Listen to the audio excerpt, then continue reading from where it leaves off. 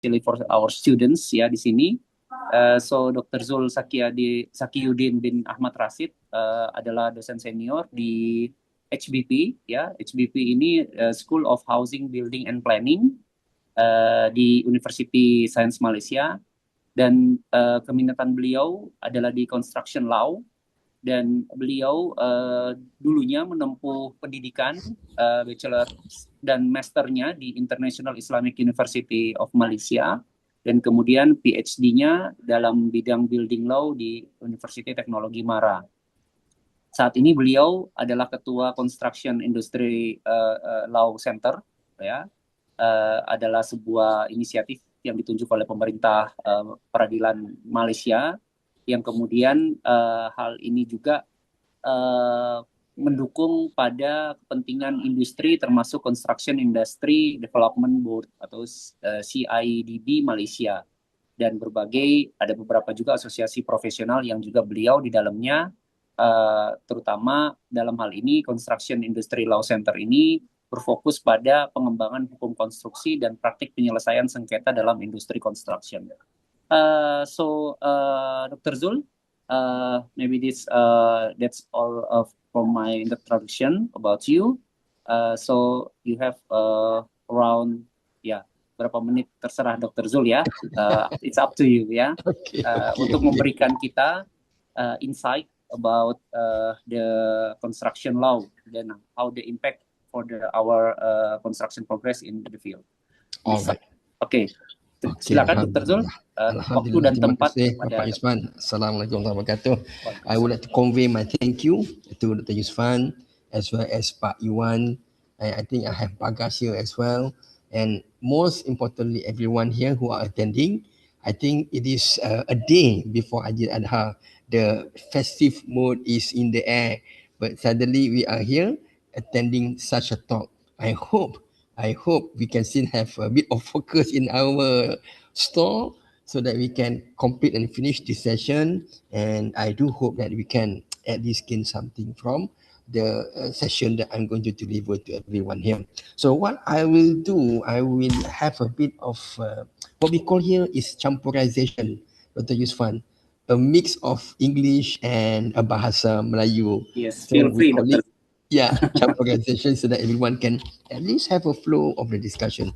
And a bit of house rule, if you have anything, dear students, if you have anything you want to ask, just raise your hand, or you can just interject and say something, ask for a bit of explanation. It's okay at my end. All right. So what I'll do now, I will share my slides. Share my slides for everyone to start with this session.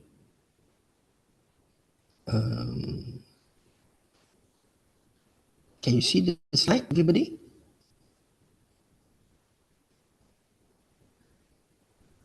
This one, checking. Can you see the slide?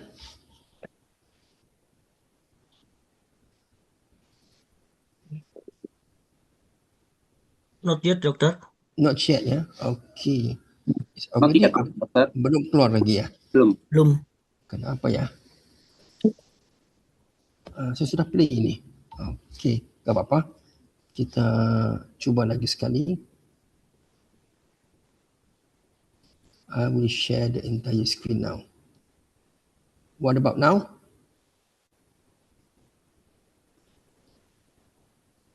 Still loading. Loading.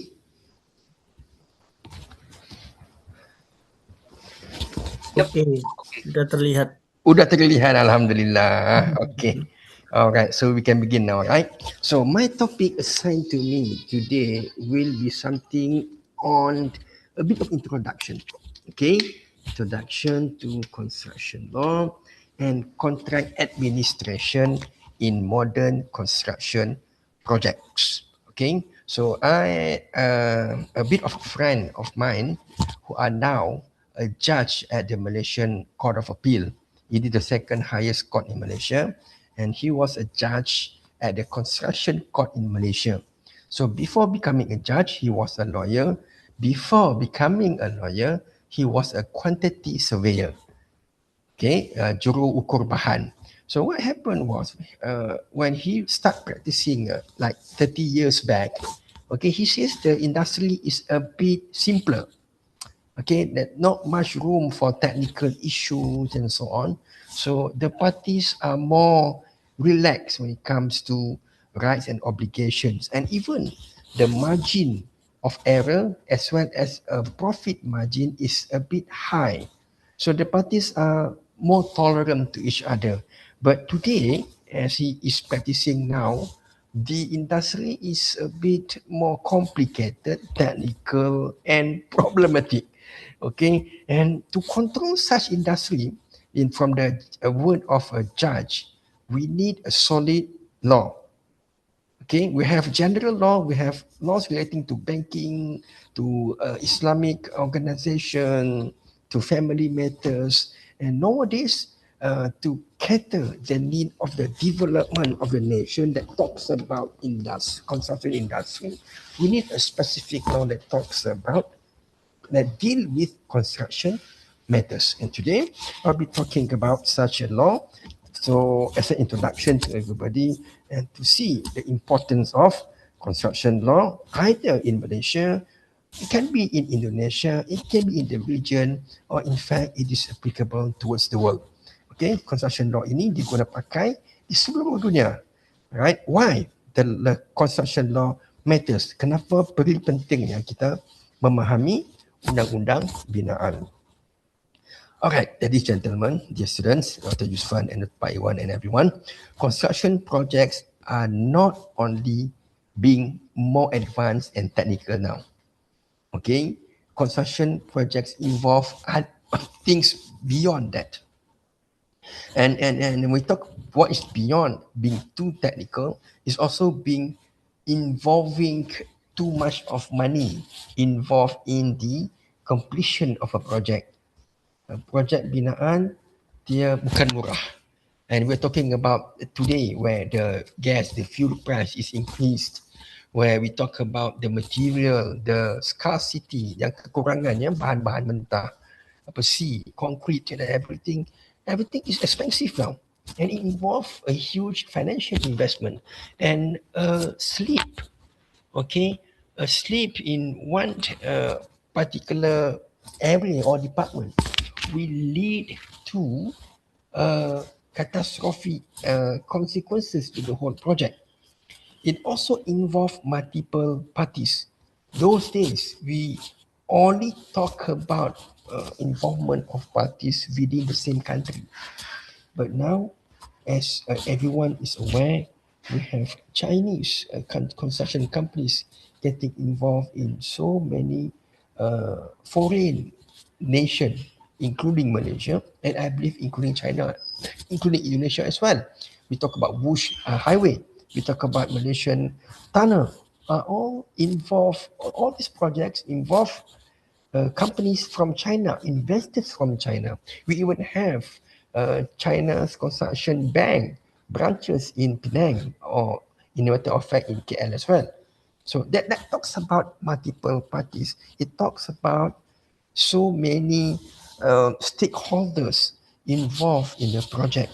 And when you have parties involved, like what we did together when we visited Malang, Brawijaya University, when the students were involved in a project organized by Dr. Yusfan and Pak Iwan, we can see the tolerance, the collaboration, the understanding of students from Malaysia, USM, as well as UB, requires demanded certain level of understanding between the parties.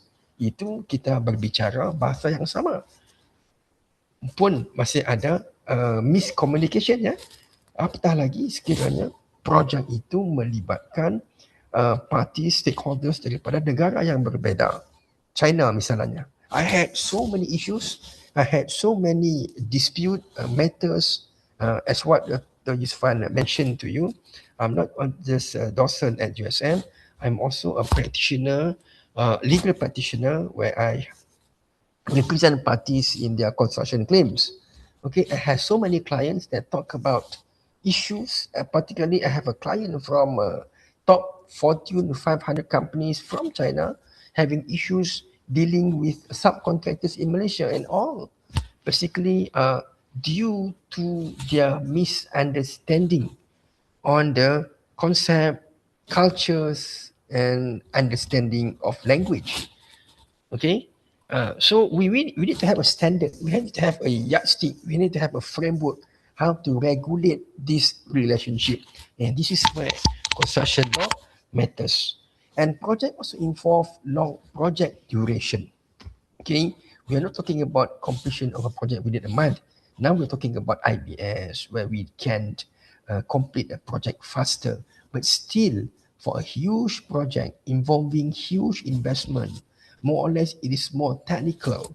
Then we are talking about a project duration which will take months at least, or if not years. Okay, we also involve complex risk. We also involve human safety. This is something, yeah. Human safety is something to be emphasized by everyone, regardless country, regardless nation, regardless places. Human safety must always be prioritized. All right, and like it or not, safety and health is actually part, a branch of construction law. We also have the keywords now where everyone talks about SDG. Okay, sustainable development goals, achievable through ESG, environmental, social, and governance. All these are also regulated by construction law. For example, we're talking about a project that requires parties to recycle their waste. And how it is achievable? It is achievable by adding a clause in the contract stating clearly that parties need to exercise certain standard of recycling. Why we recycle? Because we want to achieve FDGs, and it is achievable through the contract clause signed by both parties. And contract clause are regulated by contract law, and contract law is actually part of construction law. So without proper legal management, ladies and gentlemen, yeah, what will happen? Will be some disruption, disturbance to the project. In what form? In terms of delay, in terms of payment, in terms of safety, in terms of quality, in terms of human relationship, in terms of financial. There will be so many issues related out of failure to understand, failure to observe, and failure to concur with the requirement of the law. Right. So construction project involve relationship collapse if it is not properly managed, if it is not regulated properly, if the parties fail to obey the construction law requirements. There will be some relationship collapse. Kita di sini kita ramai kontraktor yang mengambil job project melibatkan government. And to the most extent, they try not to have issues with the government because this is their bread and butter. But if you fail to follow the construction law requirements, in what sense? Maybe from the contract perspective or from the safety perspective, I'm pretty sure the government agency will no longer award you the project because of the risk involved in failure to understand, to obey, and to follow the law. Okay, the key message I'm trying to convey here: construction law exists to ensure projects can be delivered fairly, safely, efficiently, and sustainably. Okay, my final word for this point is I want to give you an illustration on the function of the law. Hukum undang-undang ini ada fungsinya. For example, when you are in a car, when you're driving a car, and I noticed that I always been advised by my Grab driver and whatever when I'm taking a Grab in even in Malang and Surabaya, what you need to do? First, you need to put on your seat belt. Why you put seatbelt? Because the law says so. Kalau tidak ada kamera kan, there will be a CCTV and we send you all these tickets and penalties and fines. So it is a requirement by law for you to put on the seatbelt. That's one requirement. You to do something to put on the seatbelt. If you don't do, you'll be punished. You get summons and whatnot. That's number one. And the same car, when you drive on highways, for example, you cannot exceed certain speed limit. So the first thing the law asks you to do something positively, to be active. What? By clicking on your seatbelt. Sabuk penyaman. Kena buat. Yang kedua, jangan buat. Jangan buat apa? Jangan memandu lebih had laju. Do not exceed the speed limit. So the law basically works in twofold, in two ways. Ask you to do something and ask you not to do something. But what are the reason? The reason is the law want to protect life and property. Jadi misalnya kita memandu, bila kita menggunakan tali pinggang, we fasten our seat belt, we are reducing the risk when someone get involved in an accident. It is proven scientifically that putting on a seat belt minimizing the risk when accident occurred. Okay, number one, protect life. And number two, by asking you not to do something, not to speed up, exceeding speed limit, also meant to protect life and property. Apabila kita terlampau laju, ya, potensi kemalangan, risiko kemalangan itu tinggi. But when we slow it down a bit, we can manage the car. We can manage the risk, or even when an accident happen, the risk is minimized. Right. So this shows the way how law play its role in protecting lives, in protecting properties, which is in line with the SDGs role. So the same can be applied in construction law.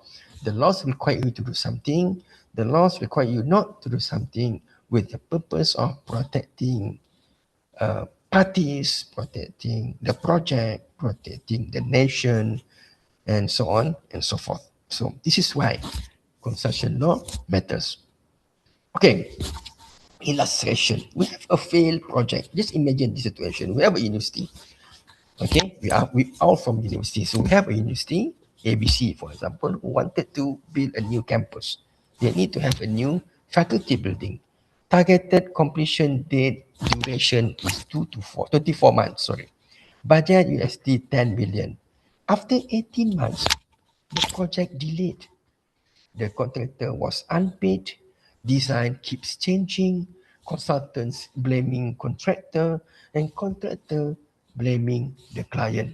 It's all pointing fingers when the project is not regulated properly, when the contract terms are not clear enough, when there are so many ways of interpretation of the BQs, of the technical drawing, and so on and so forth.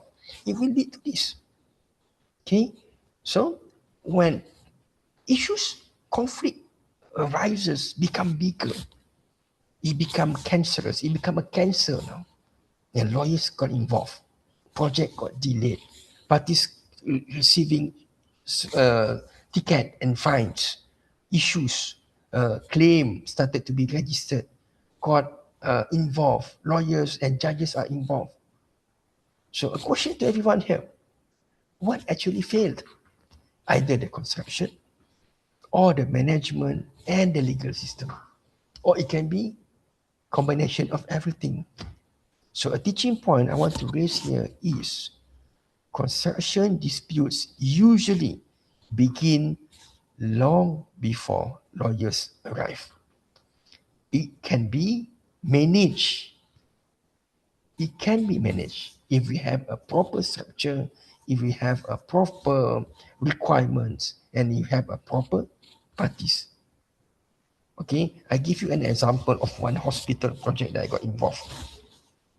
Okay, it was delayed because the parties failed to understand the technical requirements of a piling works for that project.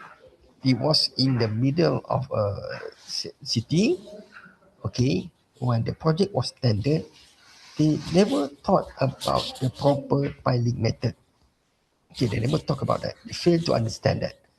So when the party started with their piling work, remember the project is located in the middle of the city.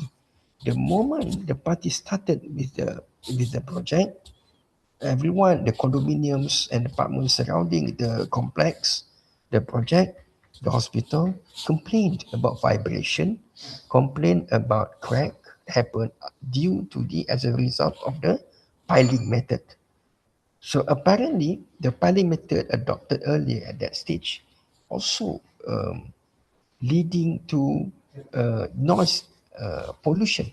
There are certain standard of decibel cannot be exceeded, but the method of piling exceeding the allowed decibel within the city center.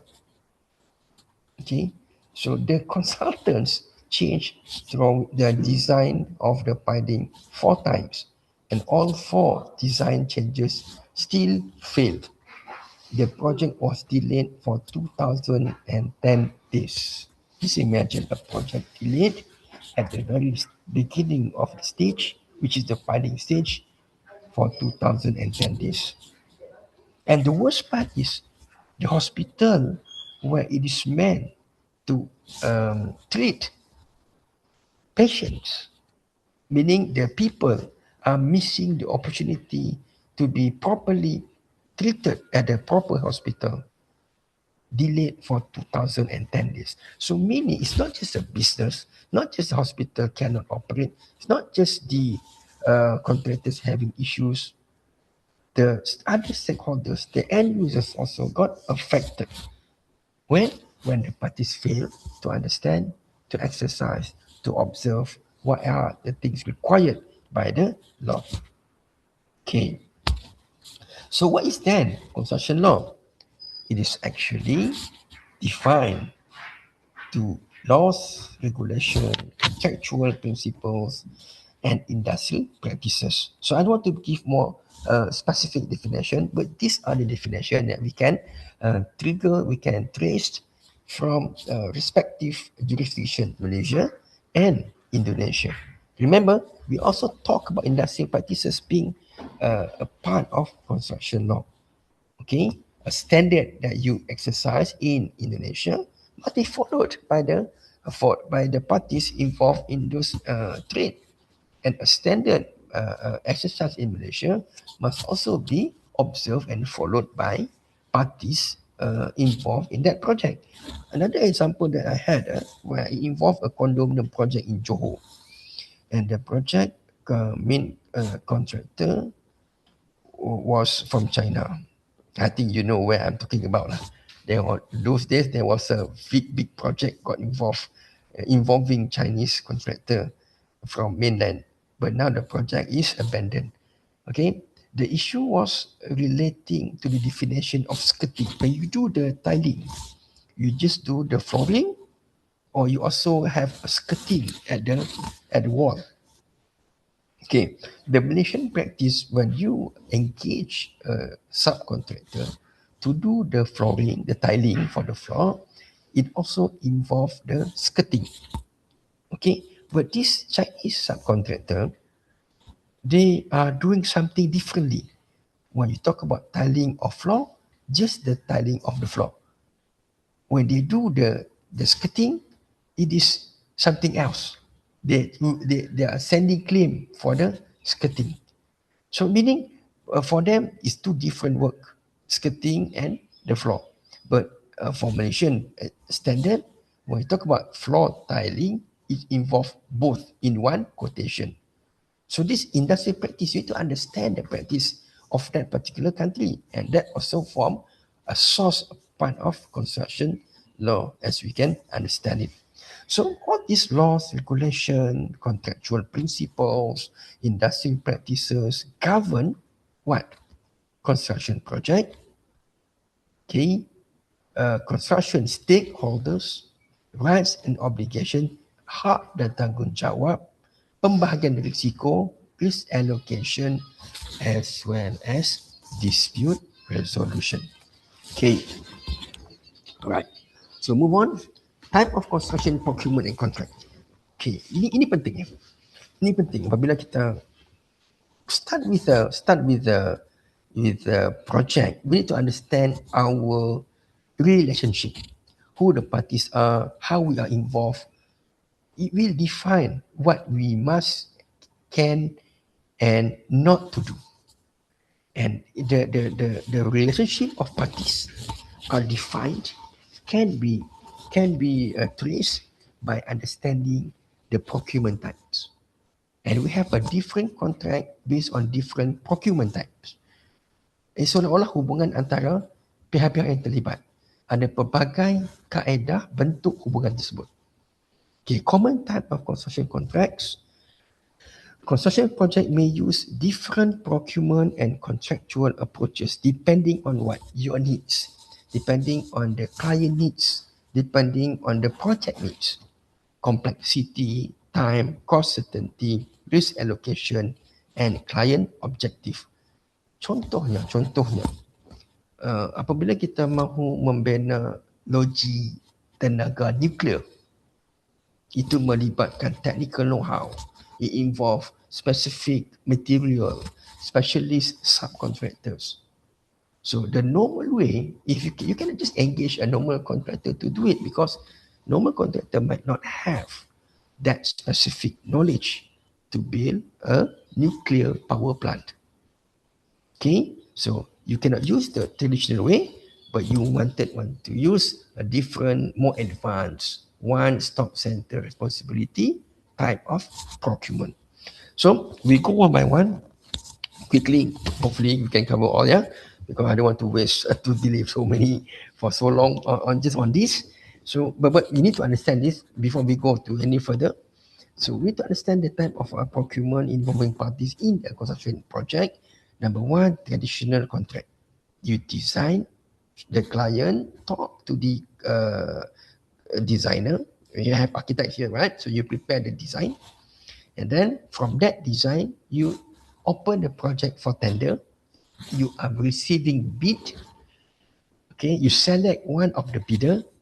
And then the construction project started after the client signed a contract with the contractor. Okay, remember, he has a first contract with the designer. The client will later have a different contract with the contractor, and that the parties started to bid with the consultant being the representative of the client, checking, endorsing, certifying the work of the contractor. So the structure is like that. The client appoint consultant for design, and contractor will later appointed separately for the construction part of the project. So the characteristic of the traditional contract, clear separation between design and construction. Consultant control design, contractor build according to drawing and specification. So what are the advantages of this type of procurement? Better design control, competitive tendering. The client might have the value for money, but always do not go for the lowest, the cheapest, okay? Always go for the best value for money. There are so many examples where a project failed when the client decided to choose the lowest, which is not logic.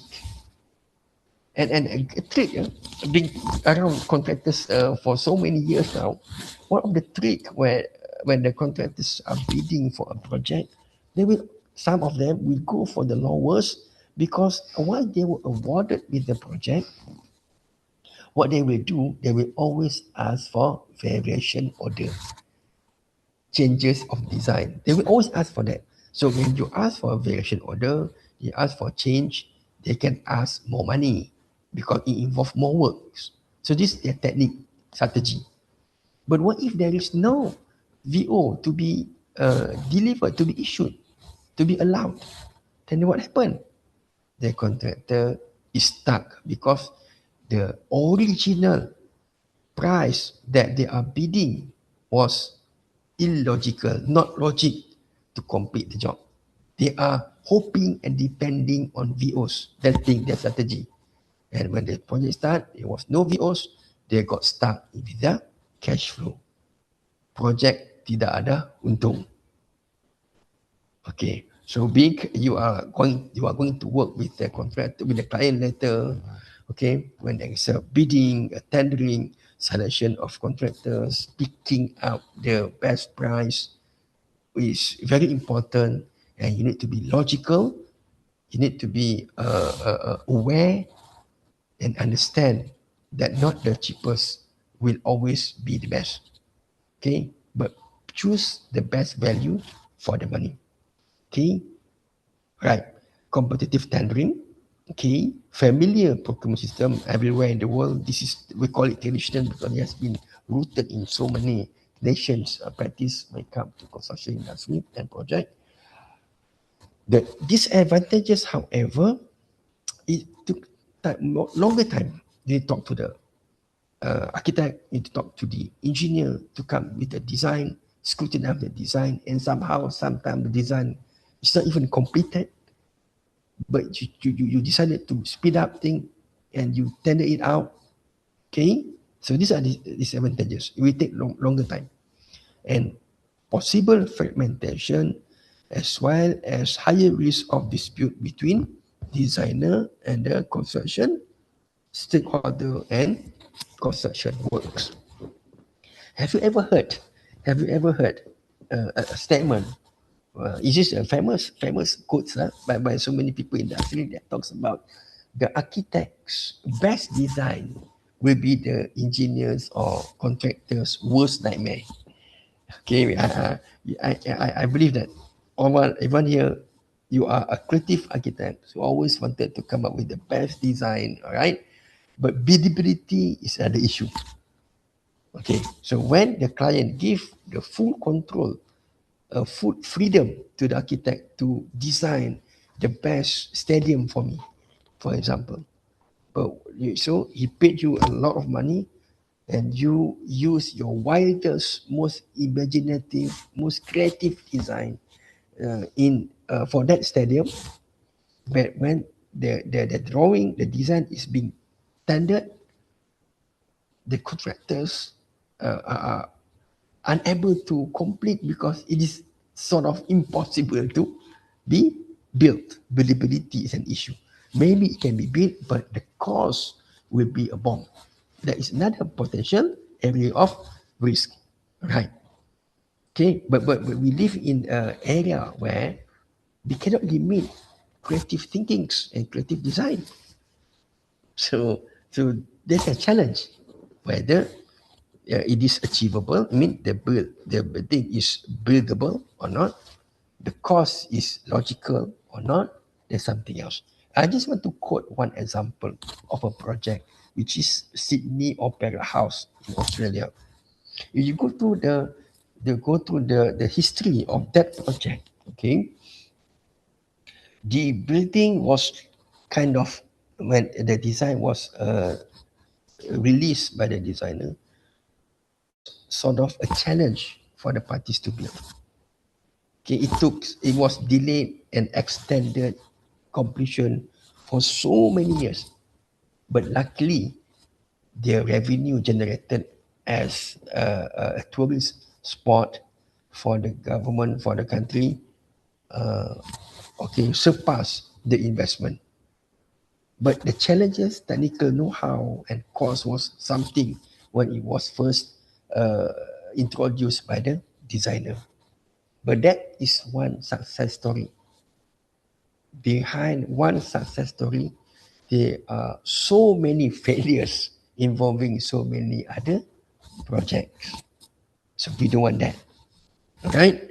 So we need to control that. We can, but at least we are aware of those risks. Okay, design and build is another type of procurement. Structure one entity responsible for both design and construction, and we believe this is the kind of procurement being adopted for your vocacy campus expansion. Remember? We were briefed by the contractor. Dr. Yusufan was there, Pak Iwan was there as well, and we were told that the project adopted design and build procurement. Why? Why? Let's at the characteristic first. Single point responsibility, faster delivery. Remember, the project need to be completed within 12 months. It's faster. And it is integrated approach. Like when you are the one holding, controlling, monitoring, coordinating everything, is you are able to simultaneously do many things because you are in power, you are in control. One party, one contractor are managing everything. So he's in control of all the deliveries. Remember, for your Panjang campus, you are having few blocks built at one time. You don't need to engage few different contractors for one respective block. If you have 3 blocks, same contractor. There's no need to engage one block, one contractor, and so on, like the traditional way of contracting. So it's an integrated approach. Everything, everyone is under one roof. Advantages faster. You need the campus early now. Better coordination. So that project managers, remember, I don't remember the name. If I'm not wrong, the name was Pak Rio.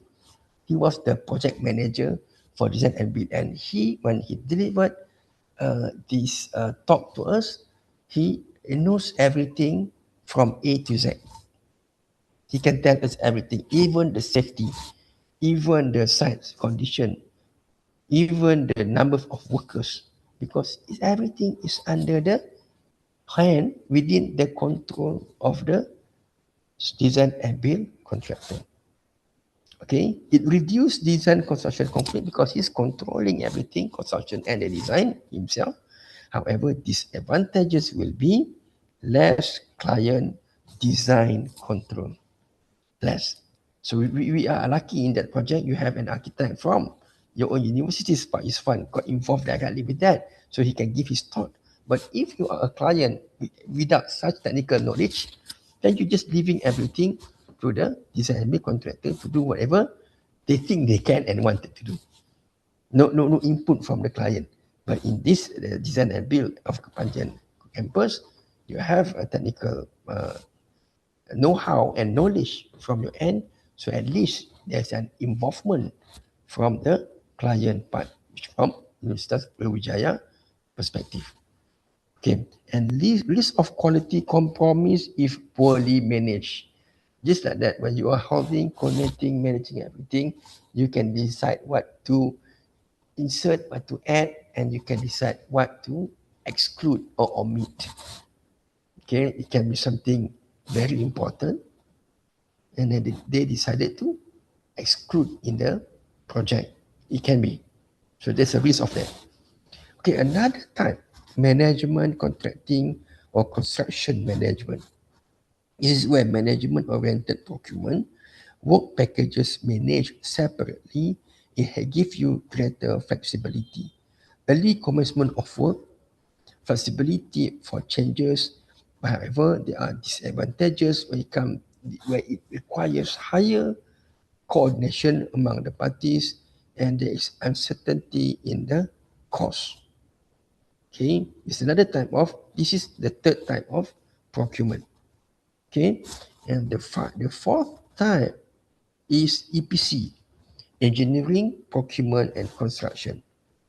Okay, contractor responsible from design until completion, often used in mega infrastructure or energy project. So a government wanted a dam. So normally they will have an EPC contract, engineering, procurement, and construction. And you look at the other term used, turnkey contract, meaning a government wanted a dam, it tenders the project to contractor under EPC procurement. At the end of the project, the government expected a functioning dam that can deliver electricity supplies for the country. It's more or less, it is a spin-off type of design and build contract sebenarnya. So we have originate design and build, it expanded, involving so many types of different contract, including EPC. And normally we have another term, okay, for factory, for example. We have another term, we call it EPCC, engineering, procurement, construction, and commissioning. Commissioning means testing and running of the factory. So we have that as well. The advantages, very high integration of parties and deliveries of the project. Greater certainty for the employer. I want an end result of a functioning dam producing electric supplies. So eventually at the end of the project, they are getting the power supply. That's it. I don't care about that. So greater certainty. If you are unable to come up with electricity supplies, so the project, you are not going to pay for the project because it's considered a failure. We have a project involving Intel factory in Penang. Yeah? So the factory adopted EPCC. Okay, the contractor built the factory for Intel. Eventually, at the end of the project, the benchmarking for the payment is the factory can be operated, can produce the computer chips. If it can't, when the commissioning the factory, it need to be able to produce a factory chip. If it fail to produce a factory chip, the project is considered not yet completed. Okay, not just building the factory, not just installing the machine, but commissioning, ensuring, guaranteeing that the factory and the machine are operatable, can be operated, and can produce the end result, which is the computer chips. Okay, but as part of the contractor will have a very high risk and the complex pricing structure. Remember to have 3 or 4 elements there. Engineering, one part. Procurement, other part. Construction, other part. And if you add on commissioning, if you have the fourth part. Maybe the issue is not the construction of the factory. Maybe the issue is not the installation of the machine. Maybe the issue is only the wrong adoption of power supply to the factory. You need certain 11k kilowatt, but you install 9 kilowatt of substation. So not enough supply. But is it right not to pay everything? Because the mistake was only one part. So it's a complex pricing structure when it comes to this type of complex project itself. Okay. And then this is another different, more modern type of contract, collaborative contract. Okay, when we were in Kepanjan, when the Pak Rio was explaining to us about the project they had, being designed and built, okay, for the campus. All right, and the type of contract used was NEC, oh no, FIDIC Yellow Book. Okay, I still remember that. Pak Rio told us the contract used by the parties in that project was FIDIC Yellow Book. Ladies and gentlemen, FIDIC Yellow Book is actually a form of collaborative contract. Okay, so example of collaborative contract, partnering, alliance contract, NEC type collaborative philosophy, or Malaysian CIDB CFOC 2022 collaborative mechanism. So what's the standard? You can always have, for example, you have how to put it, teh tarik. How you call it teh tarik in Indonesia? Maybe teh tarik, is it? But you can have teh tarik yang pekat, a very thick teh tarik, or you can have a very shallow teh tarik yang tawar tak manis. But we still call them teh tarik. So meaning when you have a contract, you can have a pure collaborative contract, or you can have an element of collaborative contract. We still call it as a collaborative procurement. This percentage of how much of collaboration are involved in that contract, in that type of procurement, but it's still considered as to be considered as a collaborative procurement as well. So characteristic of a collaborative contract, what are those? It involves shared risk management. It also involves early warning system, cooperation focused administration, and dispute avoidance orientation. This is the focus of today's type of procurement, everyone. Why? Okay, I want to tell you why. The reason happened to us just like 5 years back when COVID-19 hits the world. It's not just Malaysia, not just Indonesia, not just Thailand, not just Singapore, but the whole world. And before COVID-19, we don't give serious thought on collaborative contract.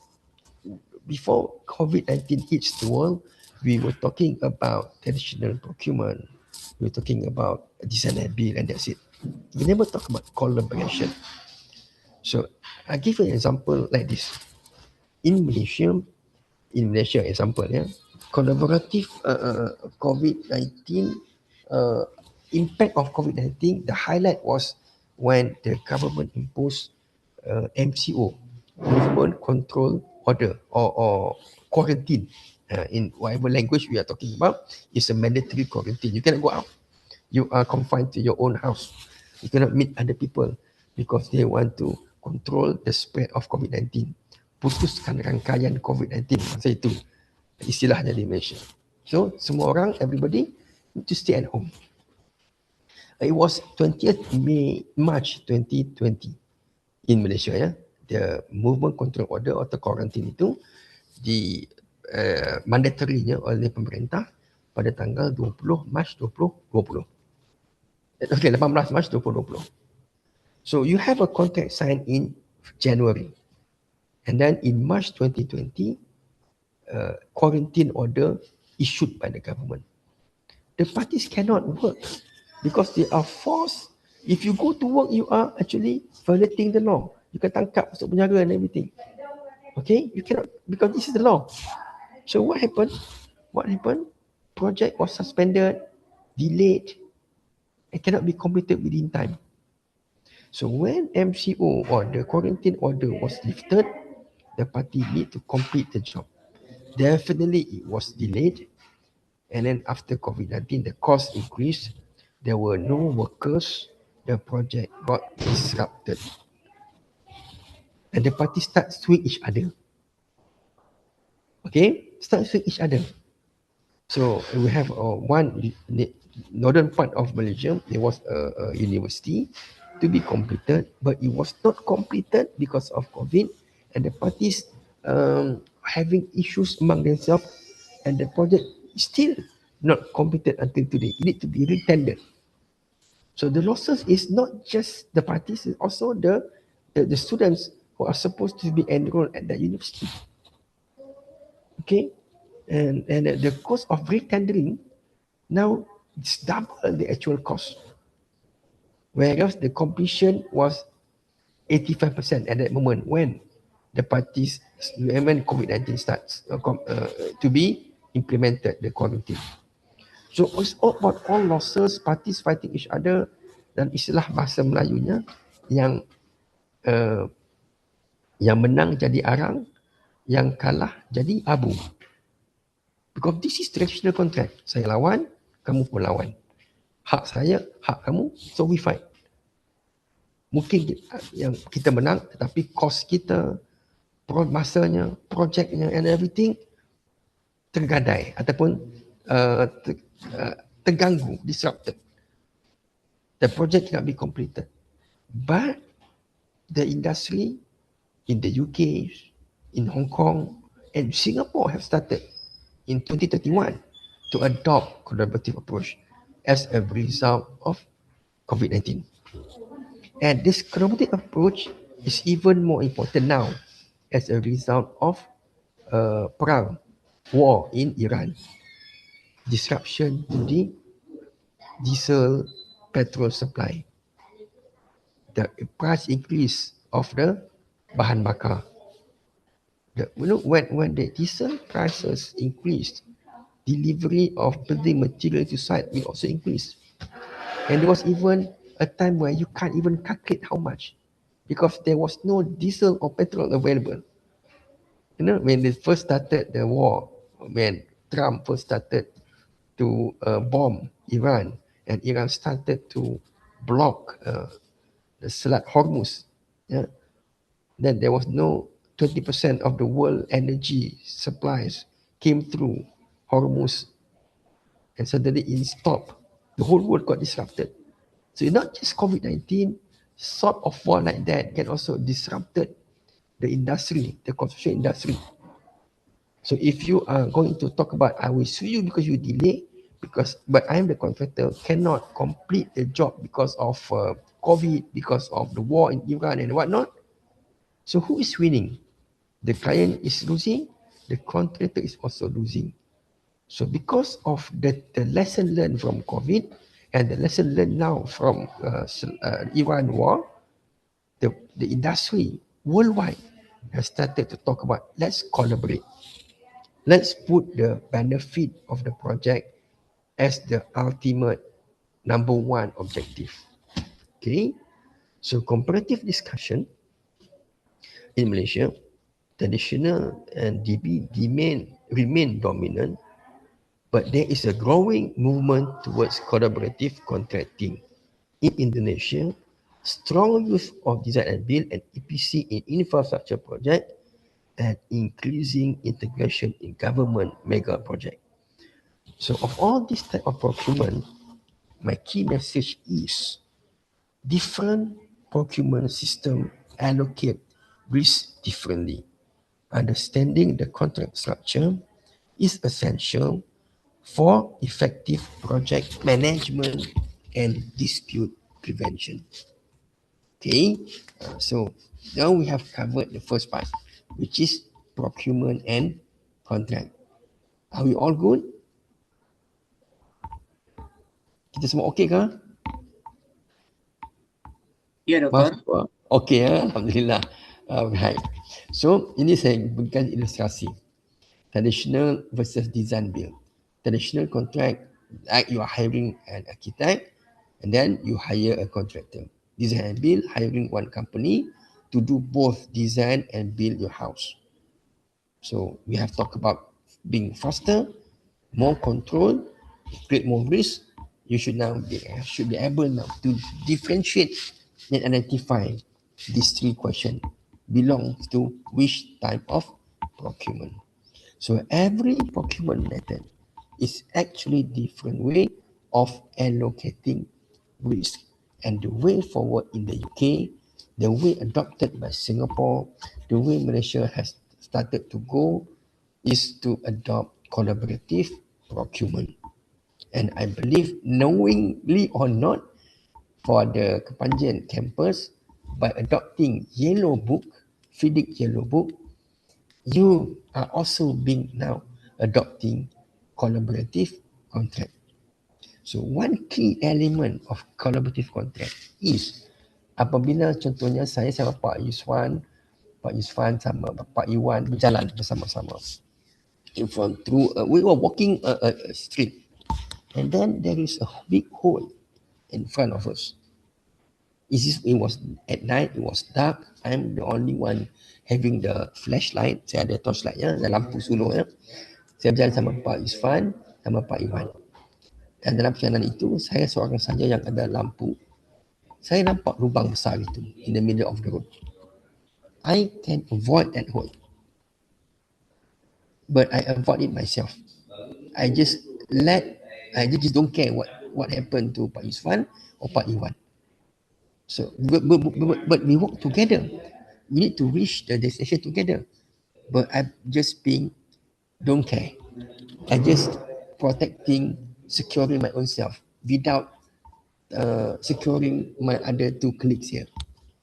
So if something happened to the two members of me, our journey is now disrupted, delayed. I need to go to the clinic, hospital, got the treatment and whatever. This is traditional procurement. I just take care of my own self. I just take care of my own rights.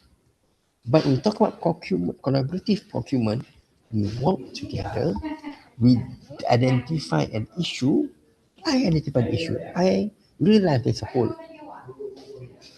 And what I do, I tell my members, I tell my team, I told Pak Yusfan and Pak Iwan, look, friends, there are holes in the middle of the road. Let us all step aside and avoid stepping into the hole. So everybody take actions, move around, circle the hole, and pass it safely, everyone. And there was no disruption to our journey. We reached the destination together safely within time. So this is collaborative contract. That parties talk, parties work, and you can see in the meeting at Kepanjan campus, Pak Yusfan from Brawijaya, the client perspective, client side, we have Pak Rio from the contractors part, sitting together and talk and find ways how to develop, to construct, to deliver a functional, achievable, intended campus right there at Kepanjan using yellow book, feeding yellow book. So this is actually an element of collaborative contract, not maybe knowingly or accidentally, not knowingly, but this is an element of uh, collaborative contract in your project. All right. So these are the key parties in construction project. I don't want to go into details of this. All right. We have so many people. We have banks, we have contractors, subcontractors, stakeholders. We even have investors, right? And then now we are talking about environmental regulation. We have all these parties in the project. So now who has the power? It's a scenario. The contractor receive instruction. You have a client. The client mandated the consultant to oversee the project. Okay. Then someone give a verbal instruction. No written confirmation. Work proceeds anyway. And later client refuse payment. So a question, who is legally responsible? Is verbal instruction enough? Who should document? And what if the instruction change course? So I always, in my whatever talk I give to the industry or in my class, I always give you example, a living example of what happened. So one of my work is always to go to the smaller contractors. Okay, we have Satuan Contractor Melayu di Malaysia ini. They are like the G1, G2, the lower group of contractors where they are somehow lacking the awareness and knowledge. Yeah? So I always go and talk and deliver talks to them so that they are now more aware. And one of the case they always face, they do this small smaller job kan, buat kerja renovation kecil-kecil saja. So one of the project involved was the renovation of a kitchen, okay, of a kitchen. There's a kitchen. There's an owner of a house wanted to have his kitchen renovated. So the husband. So the husband talked to the contractor. Call the contractor, look at the kitchen, talk about the score of work and everything, blah, blah, blah, blah. Okay, yeah, this type of tile, this type of size, this type of time, and whatever. So agreed on certain price, 30,000 ringgit, for instance, for a simple kitchen renovation. This is today, on Sunday. It was the free holiday for the husband, not working on Sunday. Call the contractor, come, talk about everything, agreed on everything, and then the contractor to start the work on Monday. Okay. So on Monday, the client, which is the husband, also need to go to work. All right. So the contractor come to site to the house the next day, which is on Monday. The husband was not there because the husband is out working. Now who's there? The wife is there. And when the contractor started to do the work, the wife started to give different instruction. Yesterday on Sunday, they have built on tile with certain red color, for example. But then on Monday, the wife gave instruction to change the tile to blue color. Okay, and he don't just change the tile size, the tile colors. The whole context of the project was now changed. instruction given by the wife, not knowingly by the husband. The husband doesn't know. So the contractor is now in dilemma. Should he follow the husband who is going to pay him, or should he follow the wife who is now giving instruction, acting as he is the SO, the project manager? And so many times, right? The contractor followed what the wife says. So when the times come to claim for payment, the husband decided not to pay, argued about the payment because it was totally different from what was agreed between the contractor and the husband. So the wrong move here is by the contractor for following what the wife instructed. You shouldn't do that. Just need to follow whatever being agreed between them, between the contractor and the husband, not whatever being instructed by the wife. These are typical example of what always happen. But the answer given by the contractor is always, susah pak, sebab kami hari-hari berjumpa wife-nya di rumah. Macam mana? Ganggu kerja. Kalau tak ditukar, ganggu. Ditukar, ini isunya. So one way to address is the teaching point. If you need to remember, if it is not properly recorded, it may not exist legally. If there's no written instruction or the wife instruct, what the husband, the contractor can do is to refer back to the husband and get written confirmation. Okay, contohnya hantarkan SMS, hantarkan WhatsApp to the husband. Pak, siang tadi isterinya pesan tukar size tile sekian 2x2, bukannya 1x1. Dan kosnya begini-begini. Masanya begini-begini. Lebih lewat, lebih panjang masanya. Kena mau tunggu supply sampai. Okay? If the husband confirm yes, and now you have a written black and white documentation. But if it is just verbal, it will be very hard to prove. So what we term it as CVI, confirming of verbal instruction. It can be from the wife, confirmed by the husband. It can be by the husband himself, but he gave the instruction verbally. We need him to confirm it that we can show as an evidence. So one thing about WhatsApp and email or SMS, it is something that you can print out. So when you can print out, if there is an issue, you can bring it and tender it as an evidence in the court or in arbitration or in adjudication or whatever.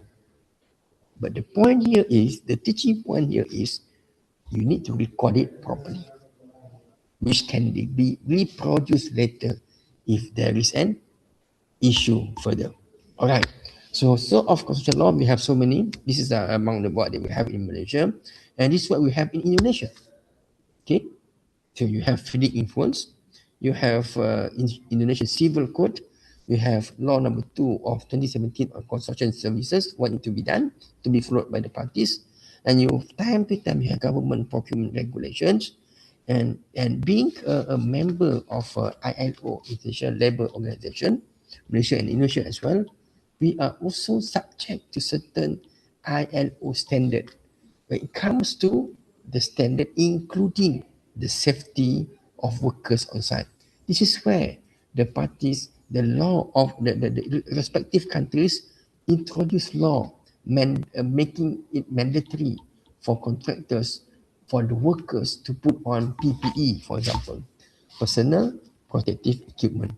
Remember when we were at Panjan, you need to put on your helmet and everything. It's not simply be instructed by the lady, by the safety inspector, by the SHO, Science Safety and Health Officer, but it's also being mandated by the law for everyone attending a site to put on the protective gear. If you are not doing that, the authority can come and issue fines and make it an offense for everyone who failed to follow that requirement. All right. So Malaysia, Indonesia, as a comparison, strong emphasis on payment protection, including adjudication and fund dispute resolution. In Indonesia, you are emphasizing strongly on infra growth, arbitration culture, state-led mega project, and so those are the things that where Indonesian are emphasizing more. So I think we have, if I'm not wrong, the name is BANI, if I'm not wrong. It's the Arbitration Center for Indonesia.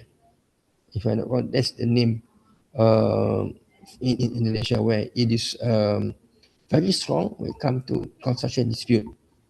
Okay, so in Malaysia, we have the original name was KLRCA, Kuala Lumpur Regional Center for Arbitration, but now it is being renamed, rebranded as AIEC, Asian International Arbitration Center.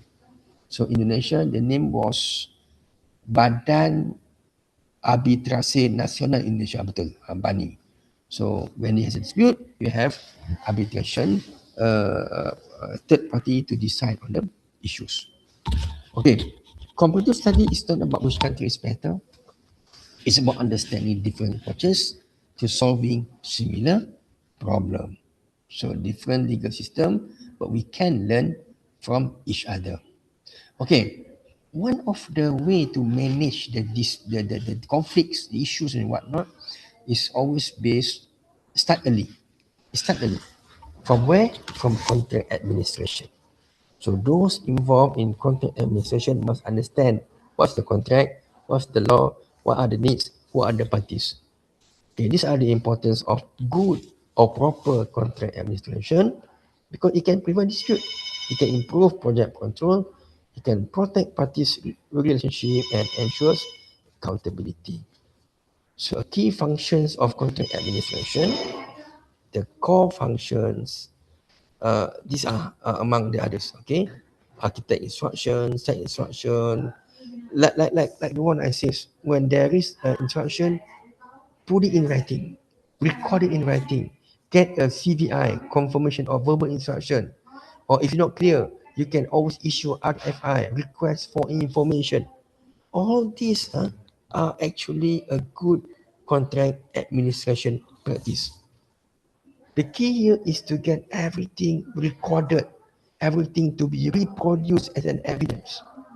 Don't rely so much, I know you, you know me, so it's enough with verbal instruction. No, because you might remember a project, a construction project might take longer time. You might not remember what you wear last week.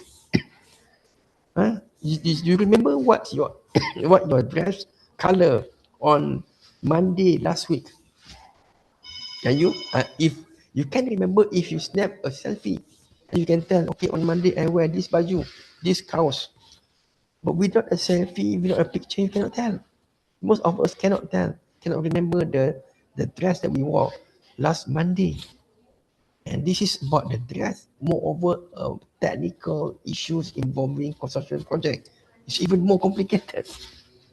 Okay, get everything recorded. That's the most important thing. And key function of contract administration, progress report, payment certification, interim valuation, final account, record keeping, site record, correspondence, everything here are, very required. And we are living in a time where we have all these tools. We have emails, we have WhatsApp, we have Telegram, we have even, so many things we can use to record. All right, so please do so. Okay, so I don't want to come to this because we are, I think we are running off time also. It's almost 10:30. But what was important is you first need to understand in the proper contract management, you need to understand what are the first required by the contract. Okay. For example, FIDIC also talk about this. Traditional contract also talk about this. When you are delayed, it's not your fault. You are a contractor. You go to site, but you cannot do anything because of reason out of your control. For example, there was instruction from the government not to enter the site for a month. So you have to wait. It's beyond your control. You were already outside, but the authority come, okay, do not start work for a month. It is official government instruction. So you have to wait for a month. So you waited then with cost. You already rented your machinery. You already put your workers there. You already pay for security. And then who are going to pay for those costs? That's number one. And number two, definitely when you start a month late, the project will be delayed for a month or even more. That's natural. So under the traditional contract, FIDIC and whatnot, when the parties delayed in completion, okay, if the contractor is at fault, the client can deduct payment from the contractor. We call it liquidated asset and damages. It depends on who's at fault. Kalau kontraktor yang lambat, kontraktor boleh ditolak bayarannya. Certain rate per day or per month pending order, whatever the terms agreed by the parties. So sekiranya kontraktor lambat kerana kesalahan kontraktor, maka the client have the right to deduct the payment. But if the contractor is delayed but not due to his fault, it was the fault of the client, or maybe it was the instruction from the government not to start with the work. You cannot put the blame on the contractor. It's not fair. It's not fair. Okay? So the contractor we have logically should be able to claim for compensation at least. What compensation? To pay for the workers, to pay for the rental while waiting. But before the contractor can claim all this extra time and then extra cost, he need the contract will always says Malaysia, Indonesia, FIDIC and whatnot. We always talk about you need to give your intention in writing. We call it notice. Notice to claim for extra time, notice to claim for extra payment due to the extra cost, not caused by you, but caused by the other parties. Before you can claim for all this, you need to issue a notice in writing. So a scenario, the contractor cannot start work, not because of his fault, but he failed to issue a notice, a written notice to the client. Although it's not his mistake, he cannot claim the time and extra money. So basically, the general rule, no notice, no claim. Construction contract often require written notice within certain timeline. So kalau tak hantar notice, you cannot claim for extra time. Kalau tak hantar notice, contractor cannot claim for extra cost. So always remember that. Okay, modern challenges, emerging challenges, mega project, beam integration, AI and digital construction, ESG compliance, sustainability obligation, supply chain disruption, inflation and material escalation, cross-border project, and it resulting into traditional adverse approach are becoming less effective. More effective will be collaborative procurement. Maybe a quick 10 minutes or 5 minutes. I want to talk about BIM. Okay. So this is what reality now we're having now. Okay. Modern construction law is evolving together with technology. So from adversarial, we are going towards collaborative. All right. This is collaborative, promoting all this. But before I end, I want to bring you to BIM. BIM. BIM is actually a part of collaborative contract as well. Okay, what is BIM? Is something, a system, or BIM is built-in information modeling. If I ask you, what is the keyword in BIM, BIM? Is it the model or is it the information? So the key thing in BIM is not the model, is the information. because every stakeholders, you can have a drawing designed by the architect, integrated with the cost calculation by the QS, together with the infra, whatever key things by the engineers, mix up together, and voila, you have a model. But the model itself is embedded with all the information contributed by so many other stakeholders. So you have a complete model. You can see the whole project perspective integrated by the data contributed by so many parties. So that is collaboration. So if you wanted to know, you have an architect design, you wanted to know the cost, you click to the column, for example, you can know how long it takes and how much is the cost. Because the parties, the QS have already uploaded the cost there. So isn't that collaboration? Yes, it is. But however, there are potential issues involved. You have so many people involved. You have so many standards. You have so many requirements. Yeah, you might have so many confusion. Okay, okay. Legal issues related to BIM could arise from contract and non-contractual perspective as well. Okay, for example, in Malaysia, we don't have a standard BIM. We have a guide, but not a standard contract regulating BIM. Lack of established principle or uniform standard might leading to a failure in the BIM project. BIM is meant to make things faster, easier to be understood by the parties. It's like you're having a Ferrari, but you are driving the Ferrari not on the proper track, but di jalan kebun, jalan hutan. Tak boleh. You cannot drive a sport car dalam jalan hutan. You need a 4x4, a four-wheel drive car in the jungle, but not a sport car. So BIM is meant to be fast, efficient, but you need to understand the usage. You need to have an infra to support the system, to support BIM.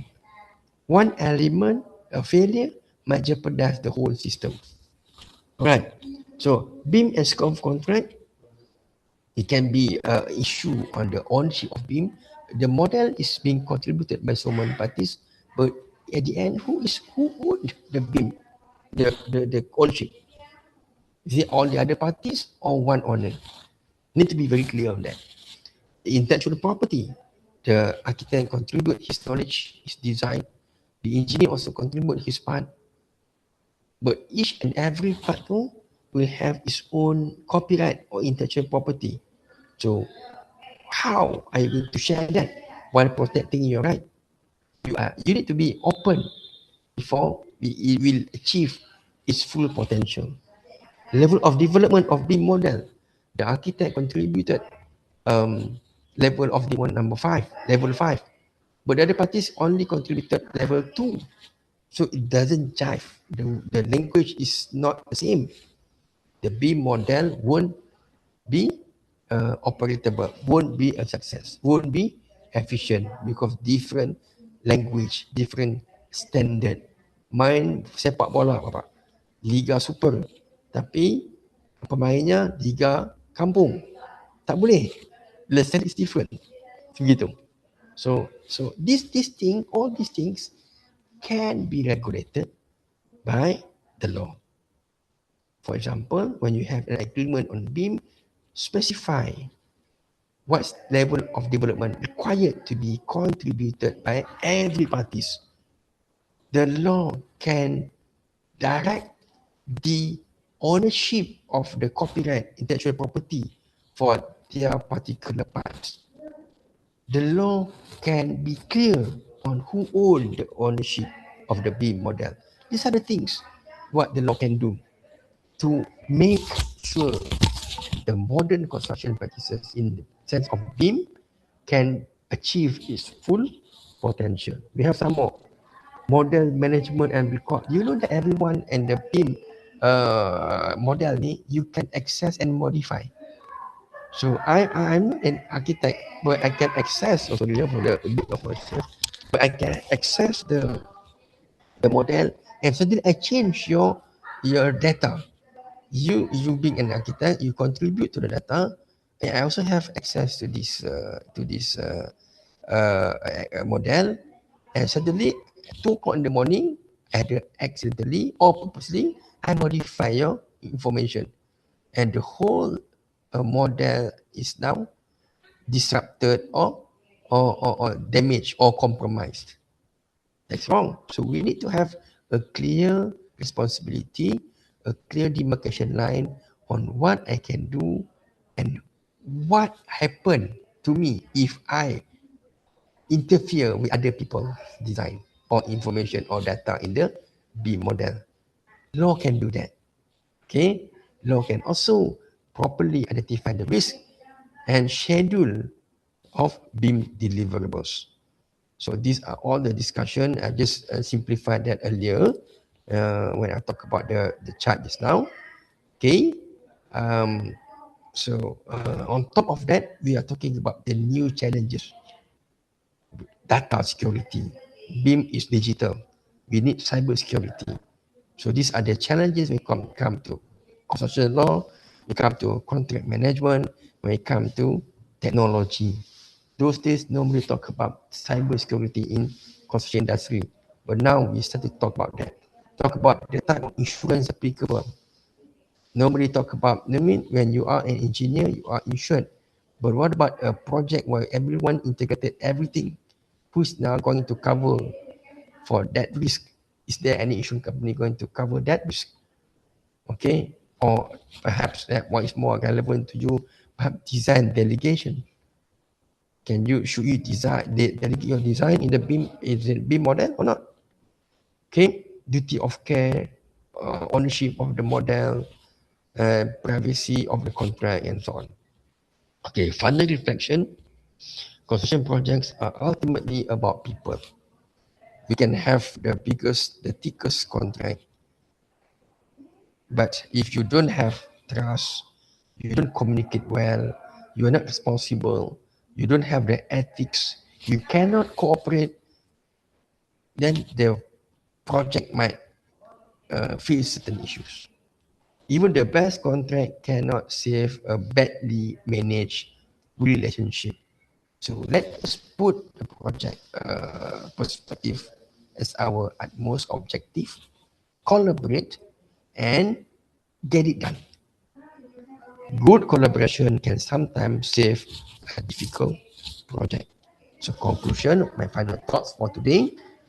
Modern construction projects require strong legal understanding, effective contract administration, a collaborative mindset, and efficient dispute management. So a comparative lesson, Malaysia and Indonesia may differ in our legal system and procedures, but both jurisdictions increasingly recognize collaboration, efficiency, sustainability, and early dispute resolution. Why I'm so confident to say so?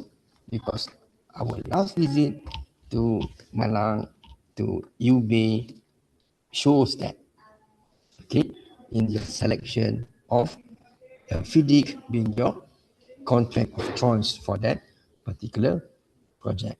Say that. Thank you very much.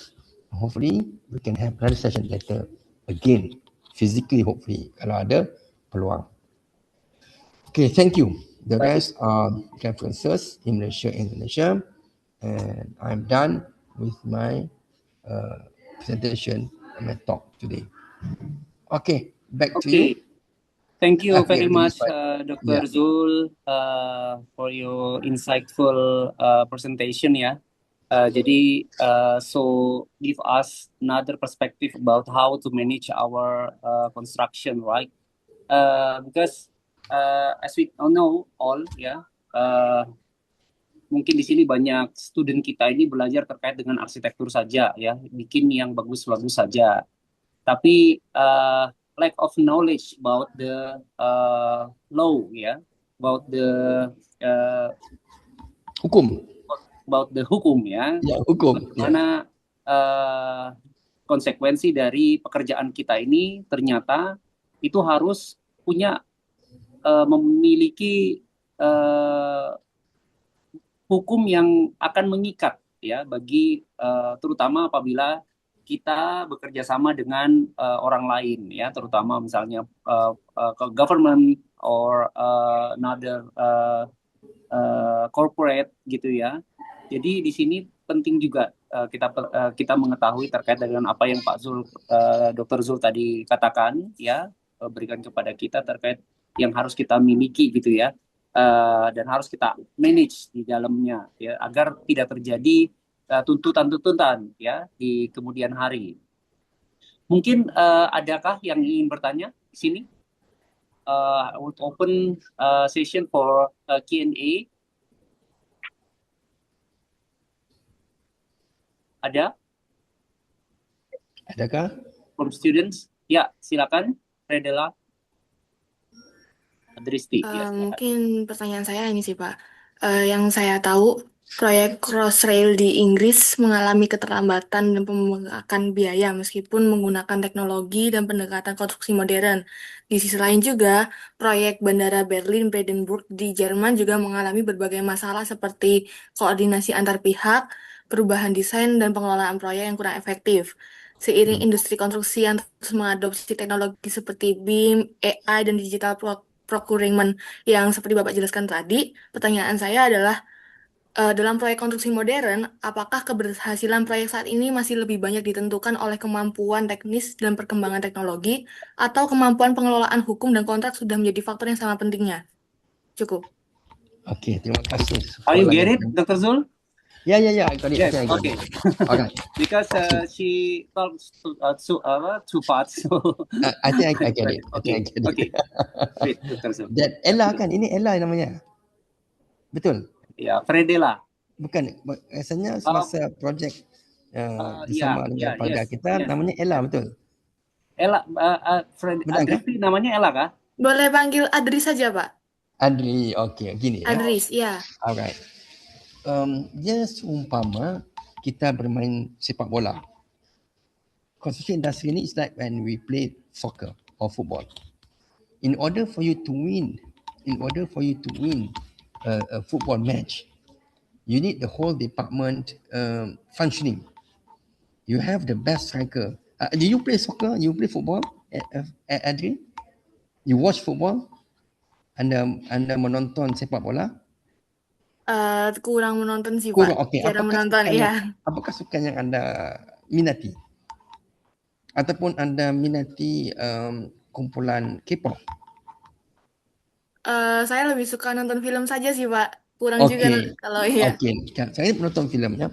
Untuk kita mendapatkan filem yang bagus ya, semua pihak perlu terlibat secara efisien. Setuju? Jadi dari segi kameramannya, sehinggalah kepada pelakonnya, sehinggalah kepada pengarahnya, direktornya, sehinggalah kepada site-nya, sehinggalah kepada cuacanya. Apabila kita membuat film penggambaran itu, kalau cuaca tidak mengizinkan, langsung tidak boleh diadakan penggambaran, betul. Jadi barulah kita dapat menghasilkan filem yang bagus. Begitu juga dengan construction project. So before a project can be successful, sebelum apa-apa projek pembinaan ini boleh berjaya, the whole team must come together. Okay, desainernya mesti pilihan desain yang bagus. Kemudian biayanya kena cukup. Kemudian kontraktornya kena kompeten, kena mampu untuk membina. Benar? Dan banyak macam-macam lagi. Tapaknya kena sesuai. Kalau katakan Adri mau bina satu projek di tapak yang tidak kukuh, perlu dikukuhkan dahulu fundamentalnya dulu, itu asasnya dulu. Okay? Semua ini kena datang serentak. Okay? Jadi masalah yang berlaku apabila kita mengasingkan, kita terlampau mengasingkan. Itu yang berlaku selama hari ini. Contoh, saya sebut tadi permulaannya traditional procurement. Kaedah procurement tradisi, iaitu saya sebagai pemilik projek, saya melantik satu orang arkitek. Tugas arkitek sekadar membuat menumpukan pada desain. Okey. Kemudian saya melantik seorang engineer. jurutera untuk melihat kepada foundation, tapak, basis, the base of the project. Kemudian saya melantik seorang ukur bahan, quantity surveyor, untuk menilai berapa kosnya. Dan setiap seorang ada tugasnya, tetapi mereka tidak berintegrasi. Okey, mereka tidak berintegrasi, mereka tidak bercakap sama mereka. Arkitek membuat desain yang sangat bagus, tetapi engineer gagal untuk menyediakan asas tapak yang cukup. Maka desain arkitek itu tidak akan berjaya kerana tapak asasnya itu lemah. Ya. Nah, kemudian benda itu pula perlu dibina oleh kontraktor yang langsung enggak tahu apa-apa. Dia cuma melihat kepada desain, dia cuma bina. Jadi terbaiknya adalah kesemua pihak ini harus duduk bersekali dan bekerjasama. Okey, soalannya Adri, bagaimana kita mahu memastikan mereka ini bekerjasama? Itu persoalannya.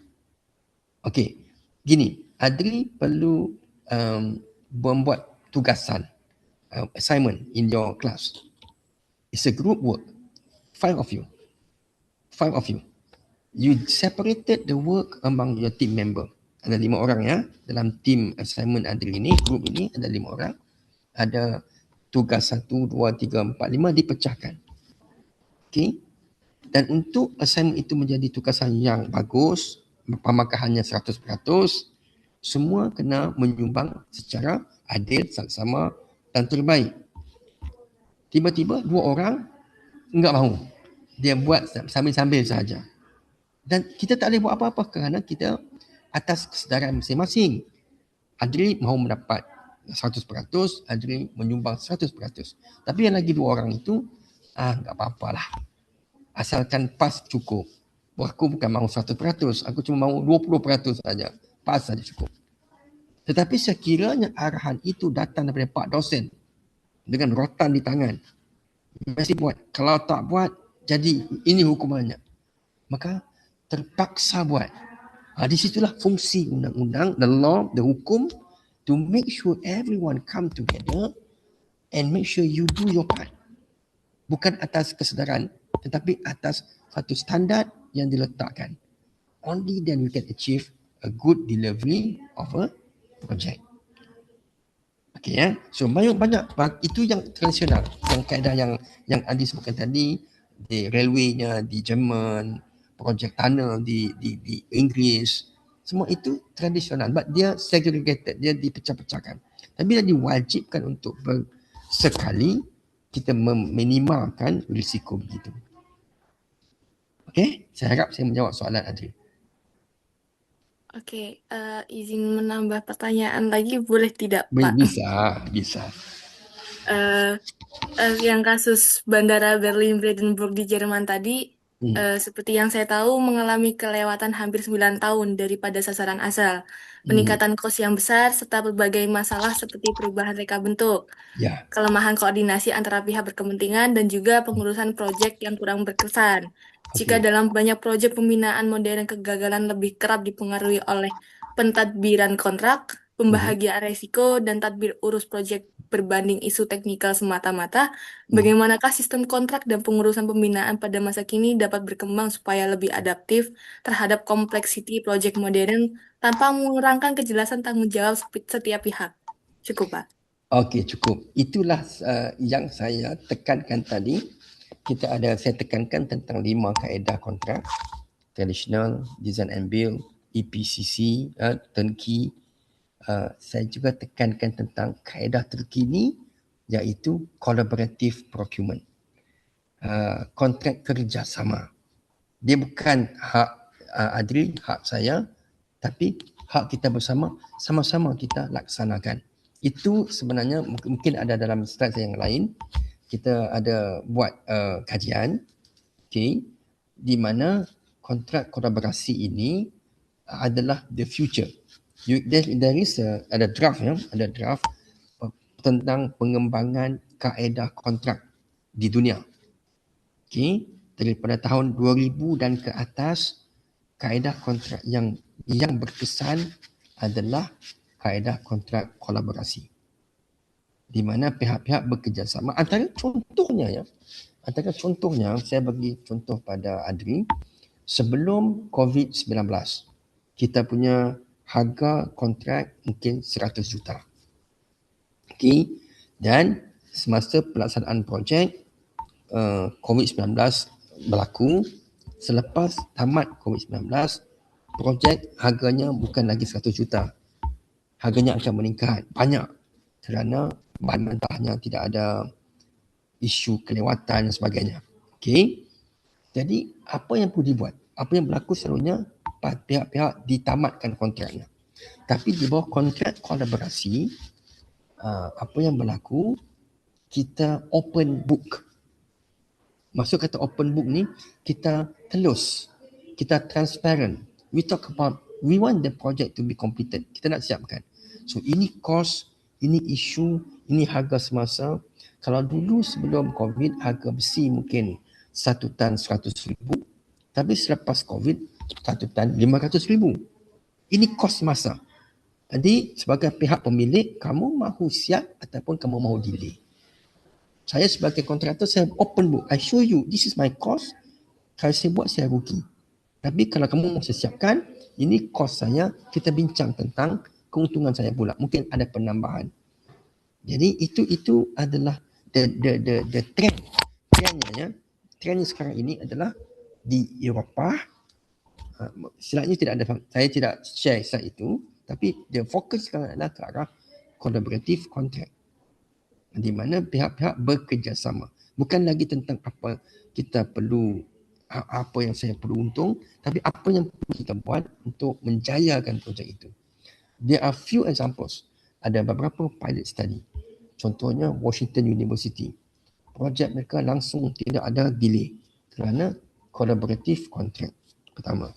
Yang kedua, ada beberapa projek di mana tidak berlaku delay juga dan penjimatan sebanyak 15%.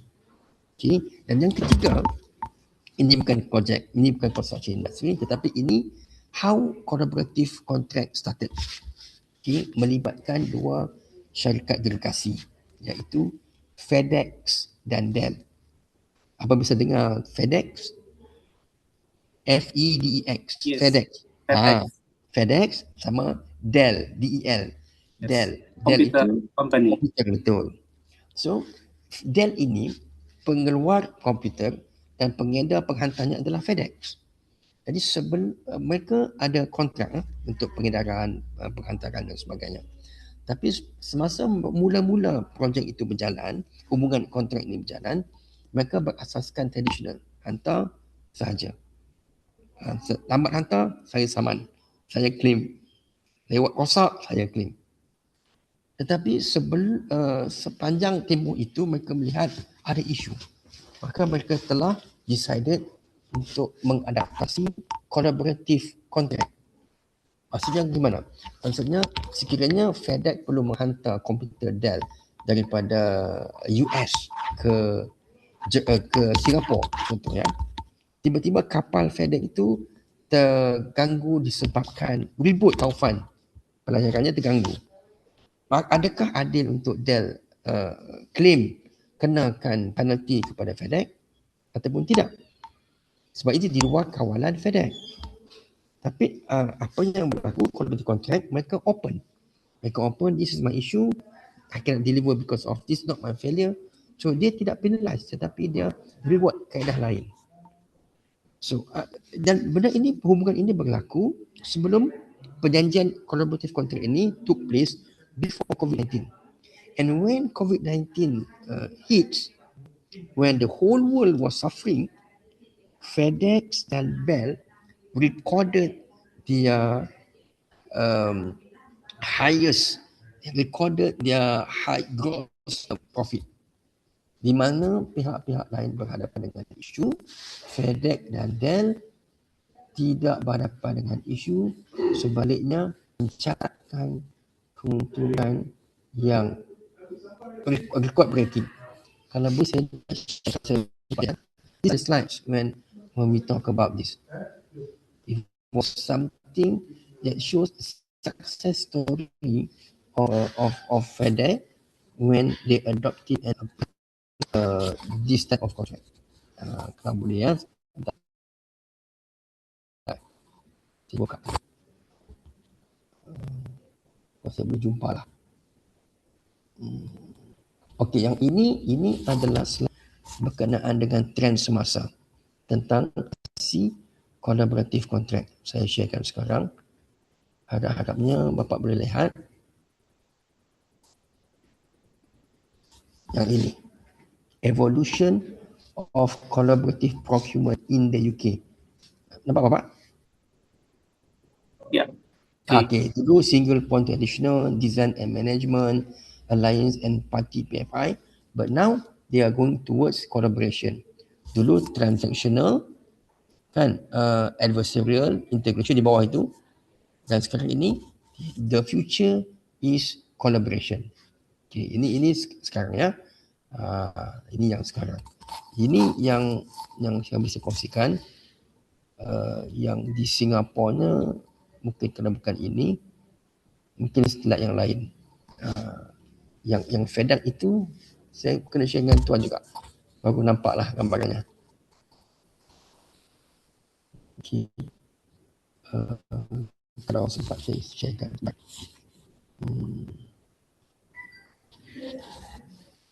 Tapi slide itu kalau ada soalan lain mungkin boleh. Ya. Sementara saya mencari slide-nya untuk dikongsikan, untuk dilihat. Ya. Bagaimana, Dristi? Aku sekiranya ada soalan lain sementara saya mencari data. Baik. Apakah ada lagi question from anyone? Baik, saya mau tanya Dr. Zul. Yes, I want to give you a question about after you have explained everything, ya. So as an architect, sebagai arsitek, itu apa sih yang harus kita harusnya miliki, yang mungkin especially for the students, ya, untuk paham bagaimana belajar terkait dengan construction law ini? Apa hal yang paling penting dulu yang mungkin kita perhatikan gitu ya, dokter? Karena sebab mungkin our student ini kan mereka focusing on the how to make the buildings as beauty as possible gitu ya. Yes. Itu saja. Tapi apa yang mungkin mereka harus pahami? Okey Bapak Yusfan, terima kasih atas soalan itu. Ini juga soalan yang sering ditanya, kerana kalau di Malaysia yang pengurusan kontraknya adalah arkitek Bapak. Dia berbeza. Ada setengah-setengah negara pengurusan kontraknya bukan di tangan arkitek. Tetapi di Malaysia dan di UK, di England, pengurusan kontrak itu adalah di tangan arkitek. That brings us to an issue. Isunya, adakah arkitek kita dilatih untuk menjadi pentadbir kontrak yang berkesan ataupun tidak. So before you can be an architect who manage a contract, you need to understand the contract. Yeah, so you need to understand the law. But you are trained in design, but not in the law, not in contract administration. So at least in Malaysia, we have an issue in this. So what we started with adalah, that's why I'm here at USM, because I need to share the legal knowledge when it comes to construction law to the architects. I had students from the architectural students field that I need to train, because eventually they are going to be the contract administrator. Okay, so what you need to do, what you need to understand. So when you are doing your design and stuff, there are dua perspektif di sini. Nombor satu, the design, and nombor dua, architect being the contract administrator. Okay, when you do the administration, you need to understand the law, the parties. But when you do the design, this is where it becomes a bit complicated. Complicated because everybody want to be the best. Everybody wanted to show their best. That is normal. Kita anak-anak semua pun, anak-anak mahasiswa semua pun diajar di kelas, kita pun memilih di mana design yang paling bagus. Okay, while you are doing your design, the law requires us to understand few other things. The law requested us to consider other people. There is one law that we call as law of thought. Okay, apa itu law of thought? Law of thought juga ada di Indonesia tapi dalam jenama yang lain. Tetapi bahasa mudahnya adalah pertikaian, kecuaian. So kita cuai. Kita cuai gimana? Contoh, kita meletakkan paku di tengah jalan. Kita bawa paku dalam in the box. What we did not secure, we not close the box properly. And suddenly the nail, paku, all those nails, suddenly we were riding our bike, we put the box at the back, we just ride the motorbike like normal. But what we need to do, we need to secure the box properly. We need to make sure that the nail, the paku itu tidak jatuh di atas jalan. But we failed to do that. We did not secure the box properly. And what happened? The nail all fall, bertabur di atas jalan raya. And people from the back, okay, driving their car, hit the nail, punctured their tires, and involved in an accident. Can the driver that involved in the accident claim from us for our negligence? The answer under the law, yes, they can. Because we have the right to make sure that we take care of our things. And what are the things belong to us? The box containing the nail, paku itu. So apa juga kita membawa kenderaan. We are responsible to make sure that our motorbike, our car are well served, well maintained. We must make sure that our car brake is in a good condition. We are responsible under the law to make sure that we replace the component if it is broken. But what happened if we fail to do so? Or even worse, we know it is broken, we still drive on the road, and eventually it lead to an accident. We never know who are the one being hit, who are the ones suffered from the accident. There's no contractual relationship with them. But in accident involved happen, that victim of the accident can come and claim from us. So there is standard requirement under both law. Negligence in Malaysia and Indonesia and Singapore and Thailand, all the same. We have the responsibility to take care of what belongs to us. So what belongs to an architect? What belongs to you is your design. Agree? It's your design. So you must make sure that your design is okay. You must make sure that your design doesn't affect others. If you fail to make sure that, then you will be having an issue.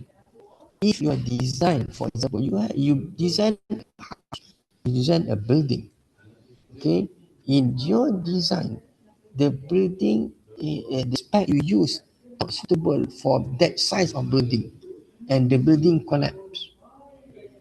So when the building collapse, people suffers.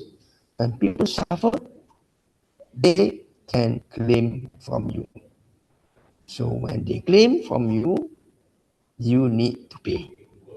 Alright? So when you need to pay, what does it mean? You are now under the law responsible for the losses. Alright.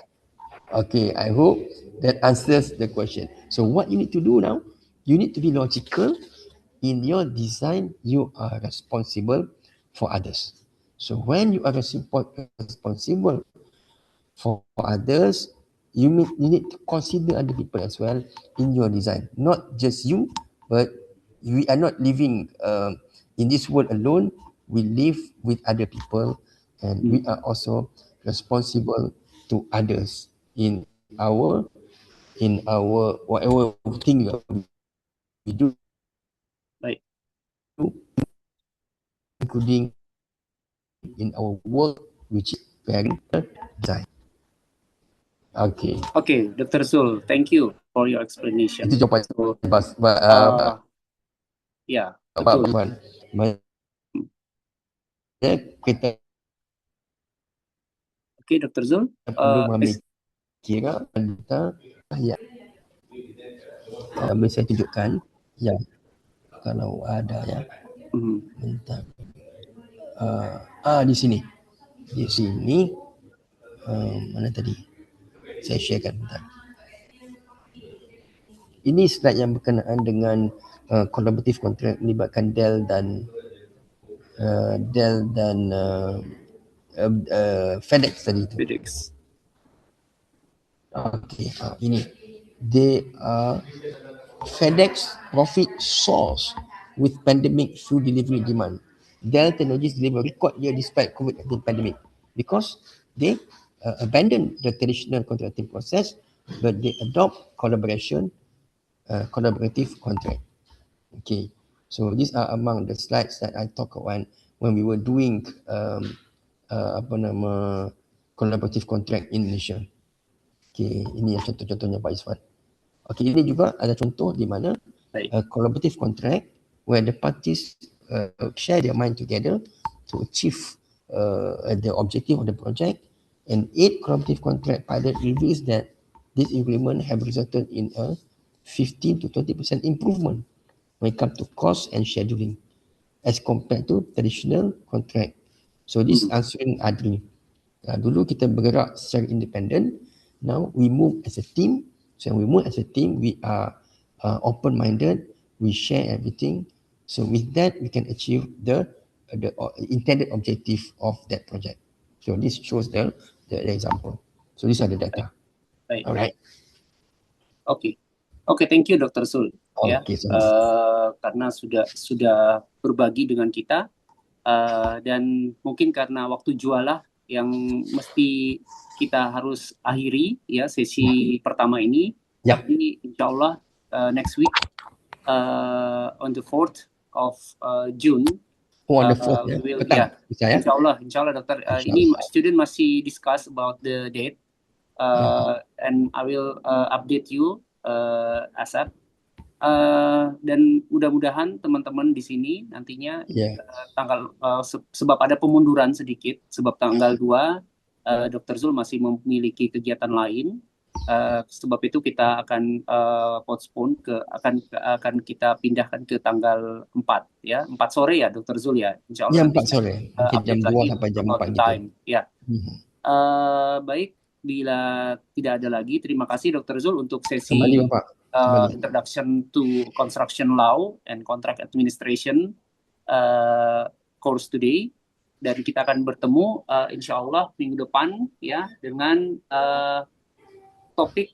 Jadi tanggalnya belum saya edit. Jadi topiknya untuk next week itu adalah managing construction risks and preventing disputes in construction project.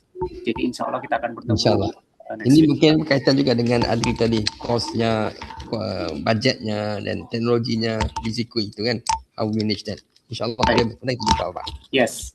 Oke, Dr. Zul. Selamat berhari raya semua.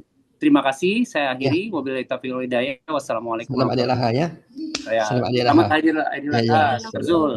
Sehat selalu. Ya, sehat selalu. Hati-hati ya liburan. Baik Pak Iwan. Terima kasih. Oke. Terima kasih Pak Iwan. Ya, terima kasih Pak Ivan. Okey, saya mohon leave meeting ya. Terima kasih. Baik dokter.